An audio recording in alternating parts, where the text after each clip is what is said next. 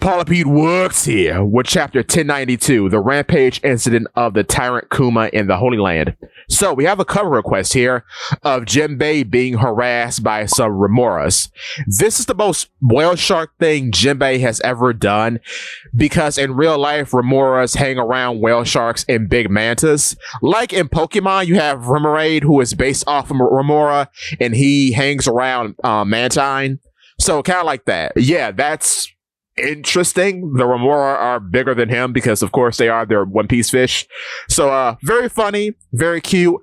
I wish this was in the manga more because Jinbei's kind of flat as a character. Even here, he's just kind of like good grief, like Charlie Brown, which is, not very exciting, but, you know, we take what we can get. Kuma has arrived at the top of the Red Line in the Holy Land, and I find it very interesting that it took him so long and he fought so hard to get up here, because he is a man who has been shown to be able to go anywhere and send anyone anywhere. So him having the toughest time getting where he wants to go is kind of ironic and kind of poetic. Like it goes around like a merry-go-round. It rhymes, because he always asks people where they like to go. He would send them there, but he can't go where he wants to go. Very interesting. And I'm wondering if the Red Line has like sea stone in it or something, because there has to be some protective measure for devilfruit users not to just teleport there. Because, like, for example, you have Kuma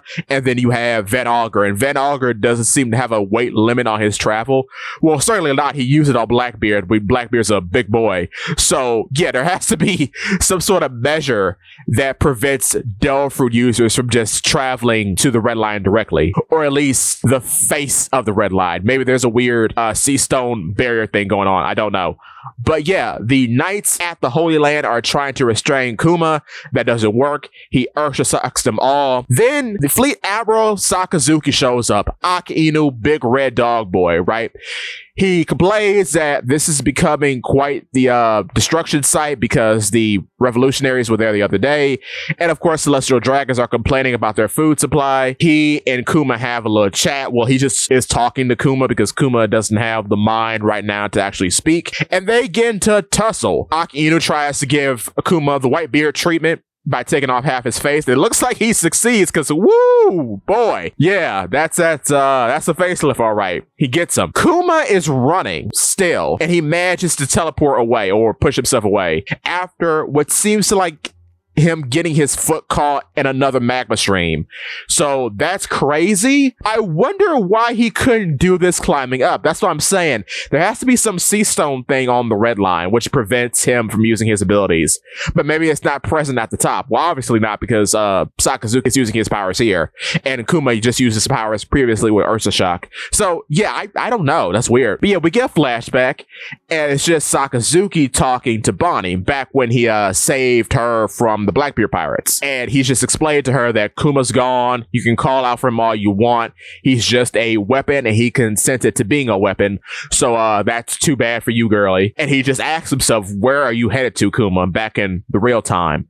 And my little boy, my favorite sea beast, has been defeated. I am so upset. Look how pathetic he is now. My sad little baby. Oh my God, I hate it. I hate it. Why did they do this to him? Why? He's so sad. He's got little X's for eyes. This is terrible. Terrible. I will remember you. Anyway, though. Okay, moving on, though. Moving on. So, they have managed to occupy the island because, of course, the Pacifista Model 3s, they are on the side of the Marines now. All the sea beasts have been defeated. So now they're occupying the Frabro phase of the island. Cut to Gear 4th Snake Man fighting KIZARU. Gear 4th Snake Man is fast enough to tag KIZARU. Oh boy. Oh boy. That is crazy, bro. Oh my God. How is that? That shows you how fast Snake Man is. Snake Man, I still hold, is the fastest and the stretchiest transformation other than Gear 5th. But Wow, that's crazy, bruh. That is crazy. And then Kizaru is actually giving him props. He's like, oh yeah, you certainly are the man who defeated Kaido, and you're formidable. But why are you protecting Vegapunk again? Luffy's like, well, why do you want to kill Old Man Apple? I love he calls him Old Man Apple. I love it because it reminds me of Steve Jobs. R.I.P. It's interesting though. And then during his tussle with Snake Man, Kizaru actually like flashes away in an instant, which is interesting. Several kilometers away, it seems like. He's charging up an attack. He's like way off the shore of the island. This bruh is fast, man. And then we get the classic line. Well, here it says acceleration is power. But I bet you when we get the official, it's going to say speed is weight because he says that, Shabadi. He says, please don't get in my way. And then he turns into light. So it's kind of like he goes into his own light beam, flashes to where he and Luffy were fighting previously, and then turns into himself and performs a kick. So I guess, like, I want to do a video on this, but it seems as though with a lot of Logias, the thing that they generate, the element, doesn't necessarily have special properties, but their bodies do. Like, they themselves have special properties. So maybe Kizaru's special ability is that he can save acceleration and then let it go when he wants. Because it seems like this is nearly faster than light. It feels that way. I'm like flying by the seat of my pants here. But it feels like this was so fast that not even Luffy could react. And Luffy's reacted to lasers before. He was doing that way back in the pre-time skip. So for him to be caught off guard by this, it's very interesting. And mind you, he was just fighting Kizaru evenly moments ago. So, yeah, it's wild. And he kicks Luffy far, far away. And then we get a little cutscene of Kizaru remembering Vegapunk's words on the Vega Force 1 before he kicks it in two. He bisects the Vega Force 1 with a kick. So I'm guessing the laser that has kicked Luffy took the extra mile and went right through the Vega Force 1 as it was carrying the Sunny, which is crazy. Yeah, that's what's depicted here. It kicked Luffy away and then just went through the Vega Force 1 because the explosion we see, I think, is Luffy blowing up because that's the end of the beam. I guess that's the travel end of the beam. And the Vega Force 1 falls. Frankie, Lilith, and Bonnie pop out, and the Vega Force 1 explodes. And Lilith, Frankie, and Bonnie managed to get away, which is, it's interesting. That shows you Kizaru's nothing to mess with. Goodness gracious. Did we see the wreckage? Frankie's very upset about it. Kizaru compliments Bonnie that she's certainly grown up into a beautiful young lady. And he says that she and he have a common goal now because he has been sent here to assassinate Vegapunk. However, as we know, Bonnie has had a change of heart, and she goes into attack with a coil, I guess, from the Vega Force 1. And I guess this attack is called Trace Death Thrust, which I don't know if that's a devilfruit technique or not, because as we've seen, she can emit, I guess, based on what I said in another video, I guess she could like imbue her age fruit. Mind you, age fruit is not the canonical name of her ability yet, but I'm guessing she can transmute or conduct her age fruit powers through weapons, and this is the second time that we've seen her use a thrusting technique. So I guess she's like a lance user, which is weird because we never see her with a lance of her own. So I wonder if she's potentially a main character moving forward. I wonder, will she get like a permanent weapon in the form of a lance? Yeah, Kizaru kicks her in the back of the head. So, oof, big oof. I don't think she's dead though. That's silly. She's not dead. She is kicked away and there is another explosion. So I'm not sure if that's from Kizaru kicking her, because it seems though when he kicks her, which is wild because he's standing like parallel to her and he manages to get his foot behind her head, which is crazy. Oh my God. That is insane to me, how fast he is. But seeing as how he says, aside from my mission targets, please don't make me hurt people I know more than I already have. So he has a personal relationship with Bonnie. So that's what makes me think he's not kicking her to the point of killing her. It's just like I guess a lighter kick that he would give someone normally. Perhaps a kick that he gave X-Drake back on Shabani.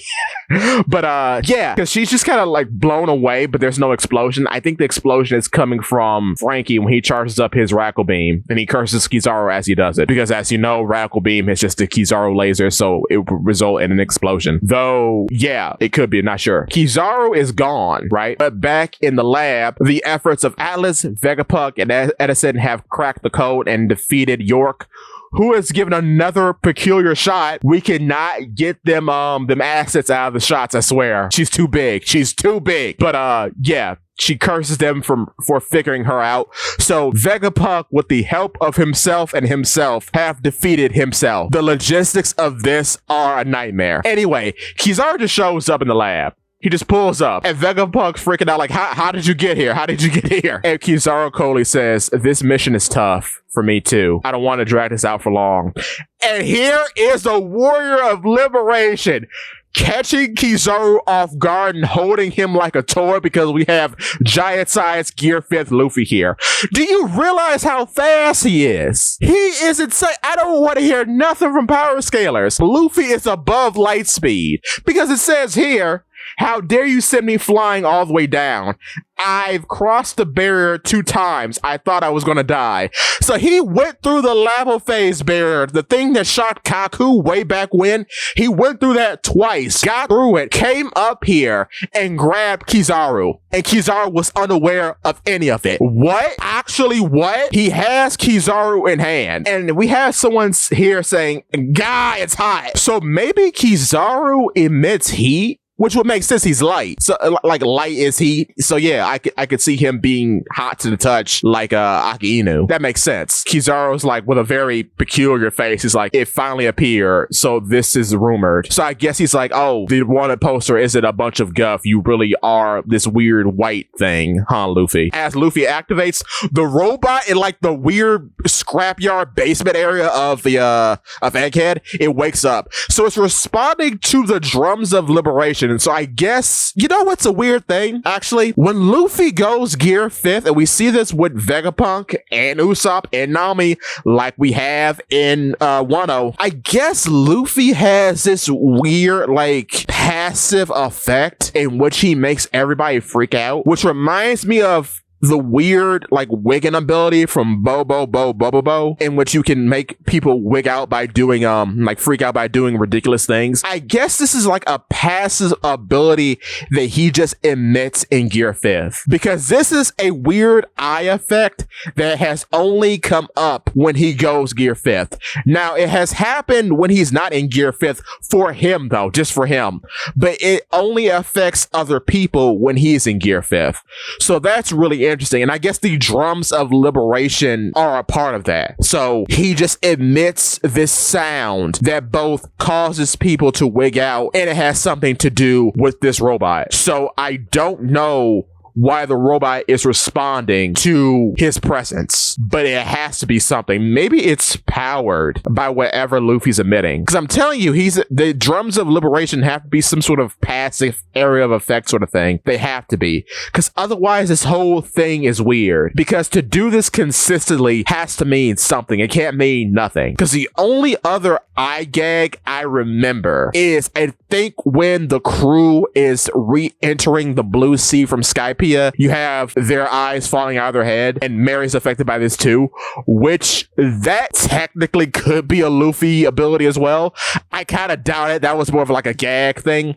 But here it's very specific because it's like eyes on eyes coming out of people's heads. So just based on how specific this gag is, I'm still in the camp of this has to be an effect of Gear 5th, like solely. But yeah, Kizaru is learning to take Luffy seriously, which is interesting in itself. He grabbed him. The man with observation hockey that could possibly move faster than light. He grabbed him. He just grabbed him unaware. And he's giant because he's the size of the building that they were in now. You kind of see this in the tiny panel at the bottom of the page. That is wild to me. Simply wild. And, let me remind you that when he does this, he's bigger than Kaido. So that's spooky. That's scary. And now we know that wasn't a one-time thing. He has free-form gigantification. He could just do this freely whenever he wants. Gear 5th is insane. So an obvious thing just kind of popped into my head. Kuma is most likely just going to Egghead. And I'm thinking the reason why he popped to the red line from Kamabaka Kingdom,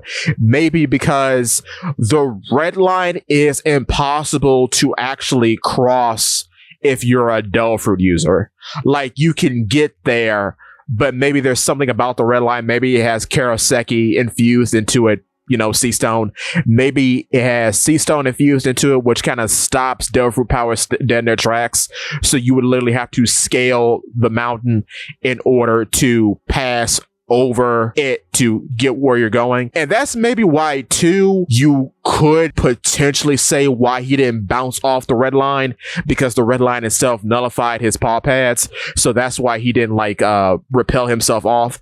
I still hold to the theory that his powers don't necessarily work when he's grabbing hold of something, because we've seen that, like when he pushed the pain out of Luffy, he actually had to grasp him in his hand and push the pain out with his other hand. So it could be either one of the two, but that would have to be the case for me, because now I'm keep thinking about, like, what's stopping Van Augur from just warping to Mary Joas. You kind of see what I'm saying? So there has to be some sort of sea stone imbuement in some areas of the red line that kind of stops devilfruit powers.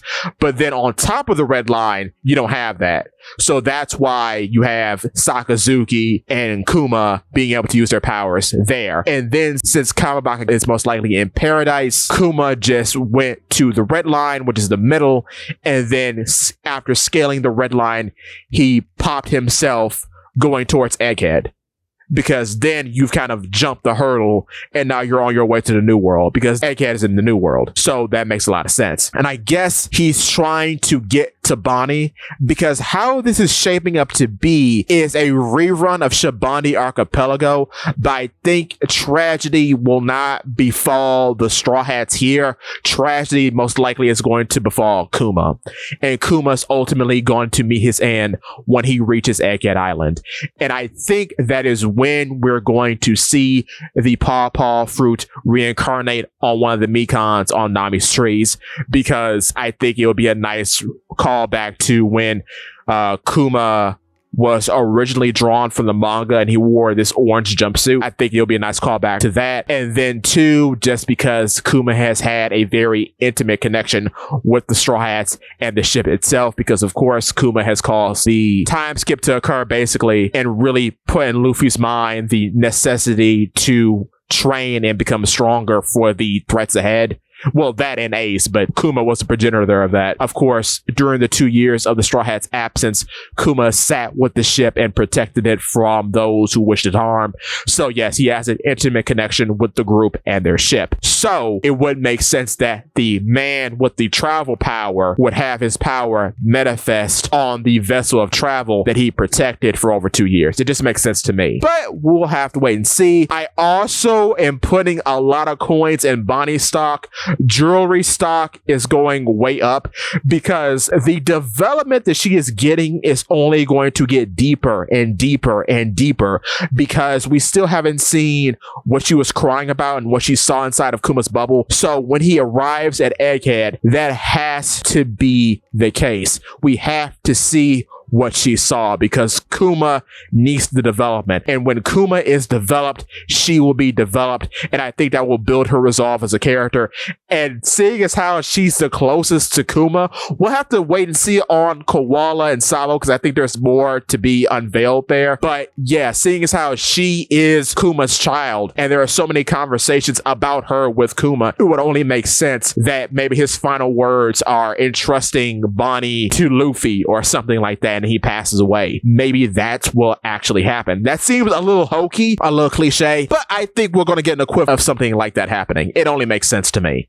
And I think Bonnie could join the crew. Now, in terms of purpose and position, I think that's going to come in when we get these flashbacks, because she has to have some sort of skill, preferably a skill that's built up, unlike some other characters that we're going to do a long video about in the future.